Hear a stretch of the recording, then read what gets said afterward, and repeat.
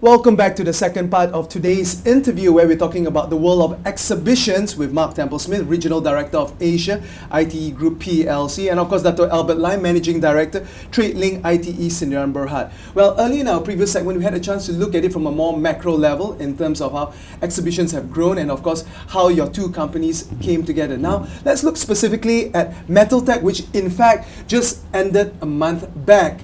I'm very curious to find out, 20 years, can you imagine, 20 long years from its humble beginnings. Can you just share with us how it has grown and how it all started 20 years ago? How many exhibitors do you have way back then? Okay, as what you say, from a humble beginning in 1995 where the first show was launched, we have only 7,000 square meters with 300 exhibitors, right? Till today. As it goes along, it goes up and down. You know, we have a 1997, 98 crisis. Asian crisis, that's we have right. the 2008 and 2009 crisis. It goes up and down. But the only thing that I would like to share with you is that, you know, today we have reached 35,000 square meters, Wow. spreading over 6 exhibition halls at the World Trade Center. In fact, we nearly cover all the halls. Actually, we do not have enough halls to sell. Yeah.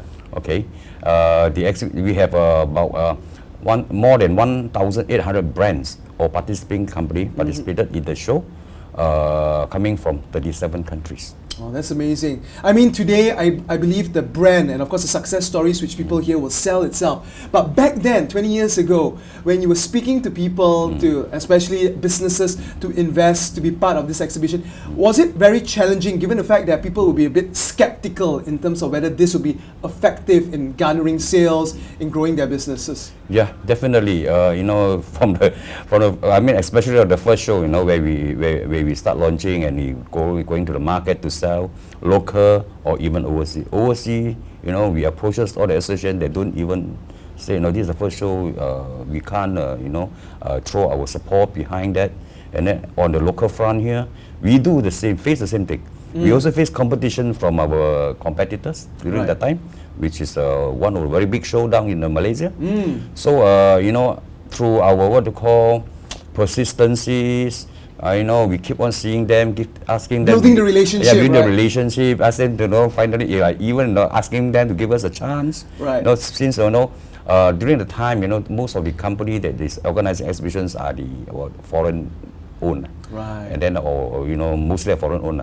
But I told them this is the first Malaysian 100% owned local organizer, give us a chance. Sure. So finally, through our persistencies and then through our hard work by our team, you know, that I recognized their hard work, that they slowly, you know, even the first show, we did not too bad. Right. You know, we have. You mean it's your first show? Yeah, right? first show, we came up with 7,000 square meters. And then we managed to get, you know, a couples of overseas exhibitors like from Taiwan, you know, from China, from of course Singapore is represented, is the representative office that represent German machine, Italian machine. Yeah, we managed to get some. But you know, from the first show we're quite happy actually. Right. Then from there, you know, on the next show we tell them that look, you know, we have tried our best. I want to give you my comment. You must give me your comment. You know, so we feedback so that you can get better and better for future shows. So I know, look, I mean, so far, I really appreciate all the support that was given to us for the past so many years, but especially all our local exhibitors. That's right. They keep on, you know, giving us, you know, feedback, you know, helping us. In fact, introducing, you know, principals or international companies to us to contact. Yeah, because why they also want to acquire more agencies or whatever. Right. So you know, look. So from there, we slowly we grow our show, bit by bit, and we reached. Today. 35,000, right? 35,000 5 times bigger. Yes, 5 times bigger. You know, last time we started, it was only 2 halls. Now we have 6 big halls. Right. Yes. Amazing story. Now, Mark, I'd just like to ask you, well, is this the same process, or how do you say, growing pains that you go through when you enter a new market, for example? Yeah, of course, there's always growing pains, and every market is different, and I think that we have to adapt our own approach to each market. So we in Asia cover actually 3 very distinct markets. At ITE, we define them as India, So Southern Asia, we're here in Southeast Asia in the ASEAN region, and we're also trying to develop a business in China as well. Yep. So three very, very different areas with different cultural approaches, different laws and business practices. So yeah, we have to be very flexible and try and move our business along in a way that is best for each region. Right. Now, we know exhibitions, there are so many different industries, sectors, areas of specialization and focus. I believe ITE Group actually covers quite a fair number of them. Can you share with us a bit more on that? Yeah, actually almost 100 sectors. We're actually in, I think, 95 sectors at the Wow. last count. And that varies. I mean, it's everything from the fashion industry through to building and construction is very big for us, which tallies very well with Dato Albert's business, right the way through to machine tools and food and oil and gas. Well, it looks like you cover everything from A to Z. That's absolutely a good comparison, yeah. Right. Now the question is this. Given the fact that you cover such a wide array, would that be detrimental to you in the sense that in terms of specialization, in terms of having the expertise to focus on industries like, for example, manufacturing is vastly different Right. from fashion, for example, or FMCG. So how do you address that kind of perception in the market? Well, in our business, we're split as well as being regionally split. So, in other words, we have a business in Asia, a business in Russia, a business in the UK, for instance. We're also split along vertical lines. So, we have a team of specialists that deal with the food industry. We have a team of specialists that deal with the oil industry. A team of specialists that deal with fashion. So, we split our business up so that we can add value and we can best manage it both in geographic and industry sector lines. Right, right. So yeah, that makes a lot of sense. You have the right people with the right skills and experience to be able to spearhead the various sectors and industries. Exactly. So for myself, I sit here in Asia and I have certain experience in several industry sectors, but I can't possibly know everything about 95 different industries. And so I rely upon colleagues from the rest of the group that can come and advise us and add value in respect to those different sectors. Yeah, makes sense there. So now coming back to you, Dr. Albert, what are the industries that you specialize in terms of when you create all these various exhibitions? As what I said earlier, at this moment now, I have the MetalTech. That's right. It's focused on the metalworking and machine tools for the manufacturing. Right. Okay. Number two is the WoodTech, which is the biggest, actually is the biggest and the only woodworking machinery and accessory shows in Southeast Asia. Right. Right. This show is focusing on the furniture production and the wood-based industries. Right. Furniture production, that's why we have good exports of the Very in the strong world. Yes, export yes, industry yes. throughout the world. Yes. Yeah. And the third one and is the third one is for the construction and the building industries, or focusing on the construction and building equipments and machineries, as well as the building material sector. Right. Together with that, we also put in the hardware, which what we call for the building industries like plumbing, electrical, those accessories, right? So at this moment now we have these three sectors. Right. All aspects of building, as you mentioned there just now. So we know that MetalTech just finished a month back, and I understand the next big one is actually WoodTech and BuildTech, right? Yes. In fact, this October, from the 8th to 11th, we will be holding the WoodTech together with the BuildTech together, right, at the PWTC, right? This like WoodTech is always been a show that was it's not annual. It's 2 years or sometimes even 3 years once, depending on the market demand. And what like BuildTech, what they call we have been doing for the for 2 events, and now we are on the 3rd edition now. Right. So yeah, in fact, so far the response was not too bad, and we hope to put up a good show. Good show. I mean, especially with the partnership with ITE Group as well, to bring more potential exhibitors, partners from abroad as well, to make it even better, right? Yes. This is our synergies, that what we have the existing one, and our partners from Europe, ITE offices overseas, They will be bringing more and more international exhibitors. That is what we require. That's right. That's right. It's all about value adding as well, right? Bringing quality exhibitors, quality partners to the table where they can talk business and hopefully create a win-win situation for all parties concerned. Yeah. Of course, it create a win-win situation, more profit for me. Win-win-win situation to be precise. Now, we know that, of course, about 150 years ago, we have the Industrial Revolution, and you can see how things have grown. But now in the 21st century, we have sort of like a game changer with the advent of social media, the internet, and so forth. Now, this one I'd like to pose to you, Mark. Do you see it as potentially a challenge now that you have this online aspects of things where people can look for each other using the internet, where the necessity to meet face to face physically is no longer as relevant as before? What are your thoughts on that?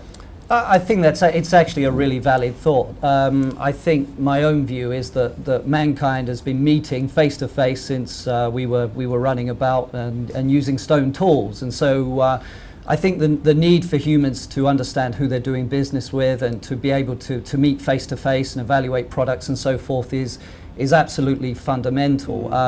Of course, social media and the digital revolution, if you like, it fundamentally changes the way that we are doing business and that we're interacting. But I think that I see that as being part of the exhibition process, so part of the business process, not a replacement for exhibitions. Right. It actually complements it. It actually helps take it to the next level if used correctly. Right? Yeah, exactly. I think my own view is that the future of exhibitions is taking away chance meetings. So in other words, when you come to an exhibition, you may be a busy engineer, a busy business owner, and you're looking for solutions, but you don't want to spend all day walking around just viewing. It's like window shopping. You really want to know what you want, be able to go straight there and know the time that you're meeting and that you're going to get some value from it. And I think that is really where the digital economy, if you like, can really help the trade show business. Right. As they say, time is money, right? And that's why you want to zoom in, get down to business, not wasting any time, and of course get the deals done, right? Yeah. I mean, you see, like nowadays, as what I said earlier, most of the visitors, right, they already plan. Right. Because our shows always happen in May, they already plan when to come, and before that we already send them the show preview. That's right. Which indicated what are the things that you have at the the directory show. with all the various exhibitors, yes. areas of specialization industry, so you know which one to mark up, which one to approach. So in fact, they already know the booth number, which hall they are in. So I mean, they make it very much easier for them, and also they can electronically they still can access to our website, whereby our show preview, everything is there. Right. Who are the participants? What's the booth number? Everything is there. So I mean, on this electronics, what they call advertising, that is very good and very helpful. Right. In fact, Now, moving forward, Mark, we can see, as we mentioned, digital revolution among other things as well. Going forward, are there any other game changers that you can see where exhibition companies such as yourself can harness to actually drive the business forward? Well, I think it is largely the use of social media. It's the I suppose, if you wanted to put it very simply, it's increasing the return on investment for exhibitors and for visitors as well. People have less time. People are becoming more productive. That's right. It's the harnessing of technology to increase efficiency. Right. Okay. Now, before we end the show very, very shortly, I'd like to know for TradeLink, for example, with the merger and of sorts, what's next in the pipeline? Of course, you're going to have Woodtech, Buildtech, but moving forward, where would you like to see the company perhaps in 5 years' time? In 5 years' time, we hope that we will be able to to expand our business into Indonesia, Myanmar, which is now emerging. Yes, okay? That's right. And also Big in opportunities Singapore. Singapore as well. Yes. Right. This is what we call, we will be working very hard in the next 5 years. With Mark's help, I think we will be able to achieve that goal. That's right. Towards expansion, bringing the same exhibition, same profile down to Indonesia or even Myanmar, or with their help, we can able to bring a different profile, create new shows in our country, Malaysia, as well as in what call in the Southeast Asian countries. Fantastic. This is what my hope Right. and my vision actually. That's great. 5 years Yeah. time. So hopefully we see more shows, not just new shows in Malaysia as well, but around the region as well. Yes. And you're quite spot on. Myanmar is like the new frontier, perhaps where Russia was when the Iron Curtain fell Yeah. 20 or odd years ago. Yeah. Right. And for ITE Group as well, on a broader scale, what are the big plans? I think you mentioned different areas, like for example China, South Asia, for example, and then this part of Asia. So what's next? Well, I think that's for me. That's the sole focus of my activities for the immediate future, and I think that we're really concentrating on and developing new partners, developing new profiles, keeping our existing partners happy, and generally, as Dato Albert says, we're looking to spread our reach throughout the region. It's an exciting region. Many things going on in the exhibition in the exhibition industries. New centres being built in all of the different countries, and that provides opportunities to launch new exhibitions for new profiles to come in. So it's a very exciting time for ITE in Asia. I can imagine. Mark, Dato Albert, thank you very much on behalf of Capital Today for being on our show and sharing with us about the opportunities and the potential of this industry. And of course, for those of you who are interested in wood tech and build tech, it's in October, right? So October, still yeah. got time for you to speak to Dato Albert's company in terms of perhaps buying a booth, being an exhibitor, and grow your business at the end of the day. With that, we're going to take another commercial break right now and be back with more corporate updates and business news on Capital Today.